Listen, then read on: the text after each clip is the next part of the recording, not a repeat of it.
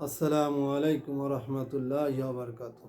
ভাই দোস্ত বুজুর্গ, পৃথিবীর মধ্যে আপনি যদি কাউকে 50 টাকা ঠগে নিয়ে আসলেন, আপনি জিতলেন না, ওই ব্যক্তিই জিতল। কারণ পৃথিবীতে কারো হক মেরে খেয়ে কেউ বড়লোক হইতে পারে না।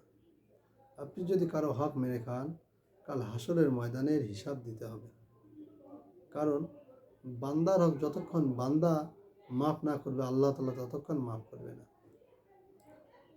আজকে আপনি অসৎ ব্যবসা, অসৎ চাকরি করে আজকে কোটি কোটি টাকা ইনকাম করবেন, আর এই টাকা দিয়ে আপনার উত্তরাধিকার জান্নাতে হাসতে হাসতে চলে যাবে, আর আপনার জন্য জাহান্নাম নির্ধারিত হবে।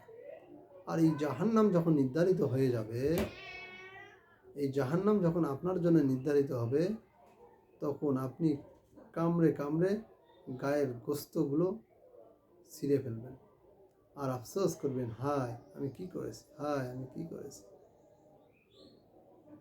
আজকে লোভ লালসা এত মানুষের হয়ে গেছে, মানুষ বোনের হক দেয় না, মানুষ মানুষের ভাইয়ের হক দেয় না, সন্তানের হক দেয় না, স্ত্রীর হক দেয় না। না,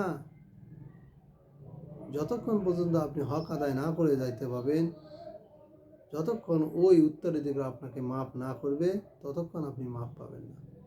এই জন্য ভাই, কি হবে? দুনিয়া তো ক্ষণস্থায়ী, আখিরাত চিরস্থায়ী। ইমাম গাজ্জালি রহমতুল্লাহ আলাইহি বলে, দুনিয়ার আসমান থেকে জমিন পর্যন্ত যদি সরিষার দানা দিয়ে ভরে দেওয়া যায়, আর 1000 বছর পর পর যদি একটা পাখি সে একটা করে দানা নিয়ে যায়, তারপর এই দুনিয়ার হায়াতের জিন্দেগি একদিন শেষ হয়ে যাবে। কিন্তু এই অনন্তকালে হায়াতের জিন্দেগি যেটা শুরু হবে, আর কখনো শেষ হবে না। এই জন্য ভাই, সুখে থাকেন, দুঃখে থাকেন, ধনী হন, গরিব হন, রাজা হন, বাদশা হন, একদিন একদিন আপনাকে মরতে হবে। এই মরণের কথা চিন্তা করে যে যতটুকু হক পায়, হককে ছেড়ে দেন।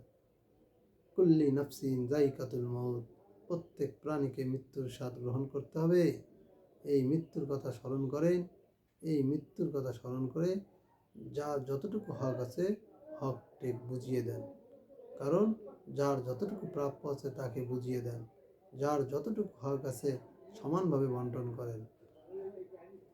আসসালামু আলাইকুম রহমতুল্লাহি ওয়া বারাকাতুহু।